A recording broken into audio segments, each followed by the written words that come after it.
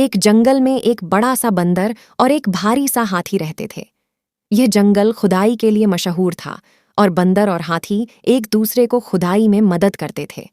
बंदर बहुत चतुर था और उसके पास एक बड़ा हिस्सा जंगल के सबसे गहरे स्थानों के बारे में जानकारी थी। हाथी तो बड़ा मजबूत था और वह खुदाई करने के लिए अपनी बड़ी ताकत का सहारा लेता था। एक दिन बंदर और हाथी मिलकर खुदाई करने के लिए वन के एक नए हिस्से की ओर बढ़े। जंगल के नए हिस्से में वे एक गुफा पाए जिसका मुंह बड़ा गहरा था। वे गुफा में जाकर देखने लगे। गुफा के अंदर कुछ बड़ी चीजें थीं और वे उन चीजों को निकालने के लिए काम करने लगे। बंदर बड़ी ध्यान से चीजें निकाल रहा था और हाथी अपनी ताकत का सहारा देता था। कुछ घंटों बाद वे गुफा से निकलकर देखा कि उन्होंने कितना सारा खजाना निकाला है। वे बहुत खुश थे और अपने खजाने को गुफा के बाहर ले जाने लगे। खजाने को ले जाने के बाद वे बंदर और हाथी दोनों खुश थे और एक दूसरे के साथ मिलकर खुदाई करने का मजा लेते थे।